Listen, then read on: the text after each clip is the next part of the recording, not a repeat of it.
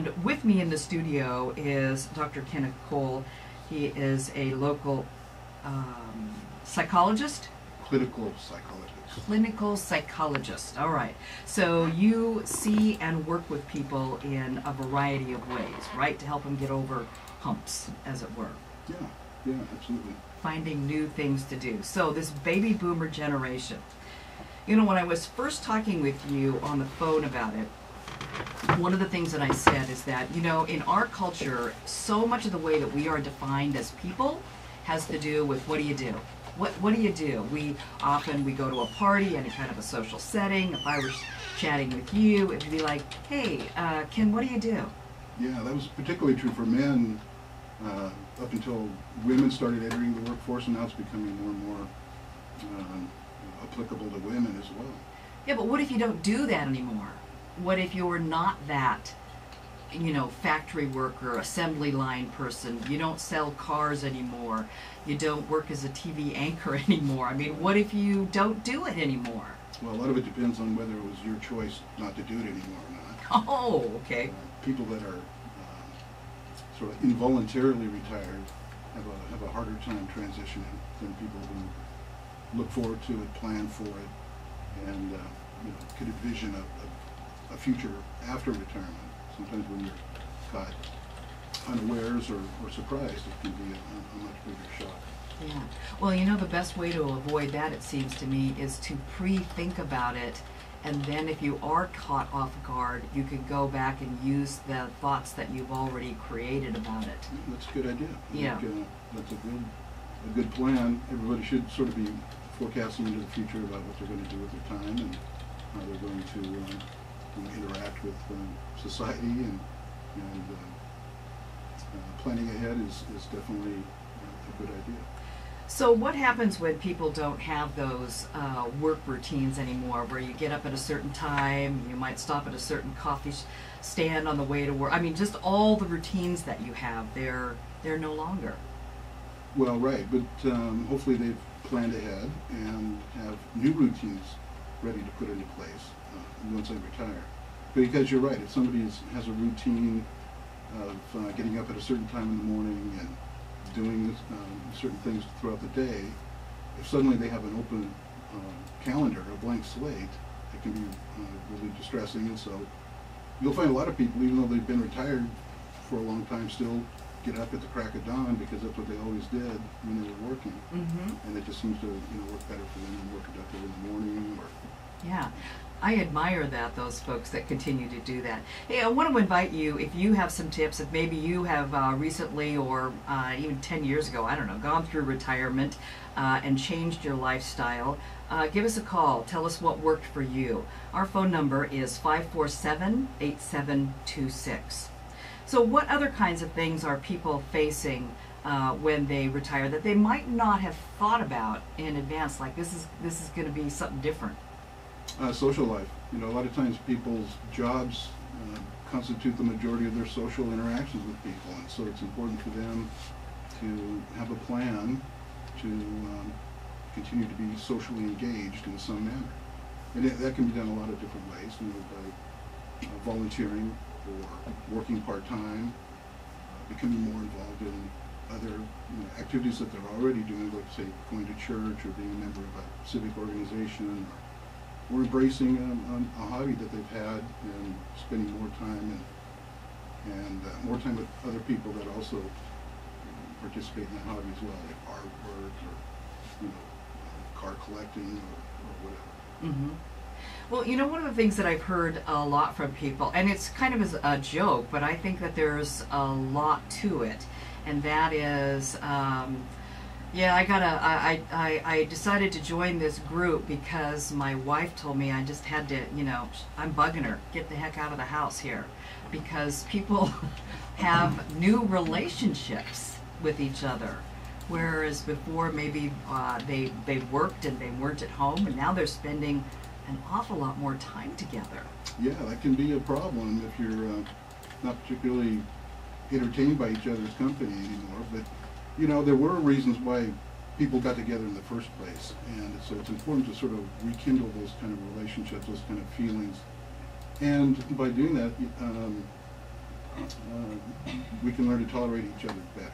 And part of that is just being patient with each other and understanding that someone else's interests may not be mine, but I want to respect their need to participate in whatever that is, and to join along with them, at least on occasion, to show that I'm supportive of that.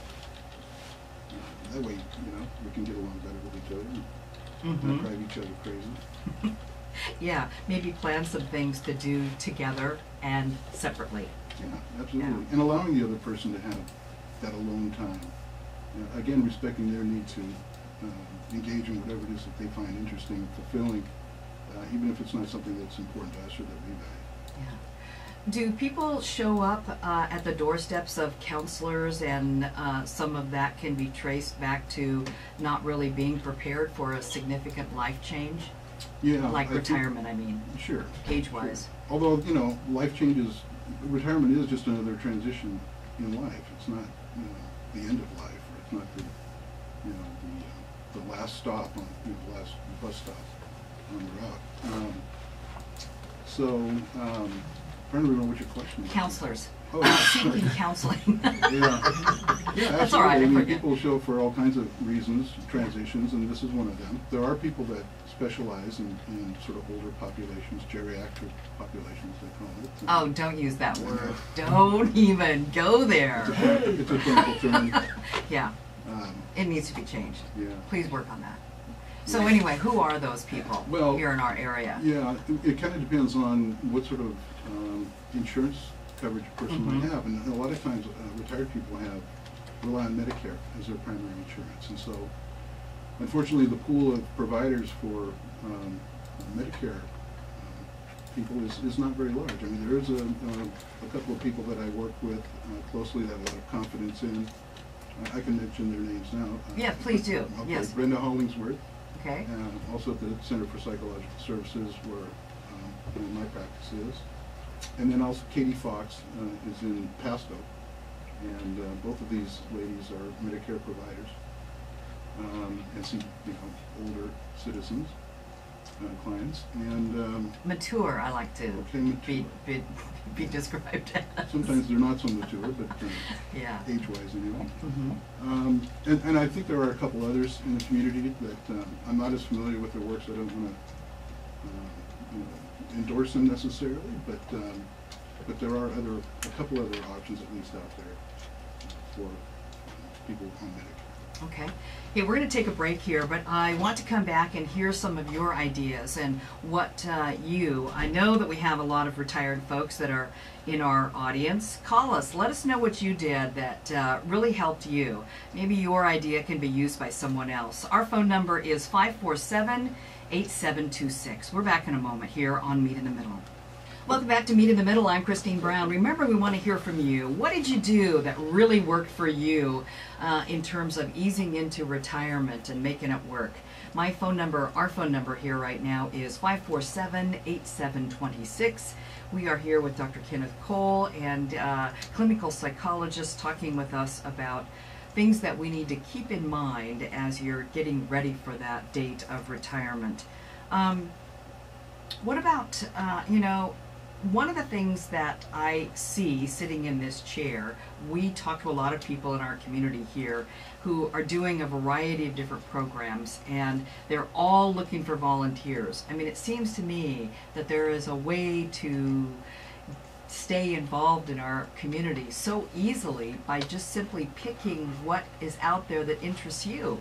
Absolutely, and unfortunately the Volunteer Center, which sort of coordinated all those volunteer opportunities, as far as I know, kind of went it's by gone. the board. Yeah. So I think there is an internet source that people can go and see opportunities, but I don't think that it really represents the full breadth of volunteer opportunities that are out there. So I wish somebody would pick up that ball and run with it, because it would be a tremendous advantage for older folks who are looking for things to do to contribute, to give back to society, which then gives them a sense of fulfillment and of being needed and of sharing their wisdom and their life experience with the younger generations. give them an opportunity to do that, which again helps in that transition from full-time employment to retirement. Mm-hmm. Well, I met a lot of people who volunteer in the school system, and they seem to think it's great, fabulous, and I'm sure the schools really appreciate that as well. So having some kind of purpose seems pretty important to wanting to get up every day. Yeah, I think it's what really motivates most people to work, even more than money, is to feel that they are providing some sort of a service to either their co-citizens or for their own family, providing for them. So this sense of purpose is something that we all kind of need, and it's important to find avenues in which to get that need fulfilled, even in retirement. Mm-hmm. Well, a lot of people weren't able to really volunteer that much when they were working. It sort of took all of their energy just to work and maintain their homes. So I have talked to several people who just find it very, very rewarding now to be able to pick out what it is that they want to do. Yeah, in fact, for a lot of people who are feeling depressed or aimless in life, find a lot of satisfaction from focusing on the needs of others rather than focusing on their own problems or own difficulties, but trying to make somebody else's life better, and in that process then feel more fulfilled as a person and less depressed and less anxious. Mm-hmm. Hey, what about physical movement, exercise? Is that, how important is that? Yeah, that's a really important one. Aside from the economic needs that you mentioned at the very outset, the second most common source for people to feel depressed or unsatisfied in retirement is poor physical health. So whatever you can do to maintain your physical health is in your best interest in the long run. Particularly if you had a job that required a lot of physical exertion, to just suddenly go from that to sitting on the couch or the Barco lounge or watching TV all day, it's setting yourself up for a depressed state of mind. Yeah, an uncomfortable one. I mean, one of the things that I read in preparation for today is basically if you get to age 65, chances are really good that you're going to live till 80. Yeah. So why not do it in the best physical shape and to be able to enjoy that? Yeah, absolutely. We've got kind of a dichotomy going on here, because people are living longer and kind of retiring earlier when they're more capable of working. There was a time back in the 50s and 60s when people retired, say at 65, because they only lived to be about 68 years old. So now we're retiring at 65-ish, let's say, some people earlier than that, Mm-hmm. and living into our 80s. And so the retirement period is much longer than it used to be. Yeah, and there's a lot of really valuable wisdom there that needs to be shared, it seems to me, in our culture. Absolutely. Yeah, we can't let go of that. I mean, they're not just doing it for themselves, quite frankly. They're doing it for whatever group that they're helping. Maintaining friendships seems to be like it would be a really important factor. Yeah, like we mentioned earlier, the primary source of socialization for a lot of people while they're working is their co-worker interactions. And so when you retire and suddenly you don't have that group of people waiting for you each day to interact with, it's important to find another source of social interaction, and that can come a lot of different avenues. But you can't just sort of sit on your porch and wait for people to come by and visit you. You have to get out there and make things happen. You do have to get out there, and sometimes you have to do it by yourself. And hey, you know what? I was telling people before, we had a segment on our program here that was what the Kennewick Park Department does for various programs. Mm-hmm. All of the park departments here in the Tri-Cities have fabulous programs that are incredibly reasonably priced. And I invited people to come and join my little group that is doing line dancing. And Okay. and no one signed up except for us 4 people, and I think there's 6 now. So, hey, still people, you can sign up for line dancing with the Kennewick park department and No, join no. us. It's fun, man. I'm It's sure really Easy to learn fun. how to do. Well, I'm sure there were a lot of guys that Very wanted to simple. sign up, Christine, but their wives wouldn't let them. Oh no! Well, they can bring their wives. Well, that's actually how I met my wife down at the Cowboy Club many years ago. Well, Were you line dancing? More or less, yeah. Ah, that's you know, fun. people say, you met your wife in a bar? I go, yeah, but, you know, and so it's a lot of fun. People should try it if you've never done line dancing before. Yeah, that's what I thought. I thought it looked like fun. All right, Yeah. so maintaining friendships. And the other part of that that I think is really useful are the friendships of different ages. So we're not all just always hanging out with people that are our same age. absolutely. Yeah. I like younger people, man. They got fresh ideas. It's a bigger pool of potential friends, that's for sure. Yeah. As you get older, that age group begins to shrink some. So it is important to kind of broaden your horizons there. And plus, again, with the notion that you had mentioned earlier about passing on wisdom and life experience, it can be really helpful for young people to, as they negotiate their way through their lives and the decisions they have to make, to hear from somebody else who's kind of been there and done that. So, you're a clinical psychologist, so it would be best to come from you. But, if things aren't working right, people should seek help, shouldn't they? Absolutely, yeah. It's out there. Yeah, it is. It's, in fact, and for people who don't maybe have insurance coverage or Medicare doesn't meet their needs, there are free counseling services or counseling services that will provide things on a sliding scale, but to make it affordable.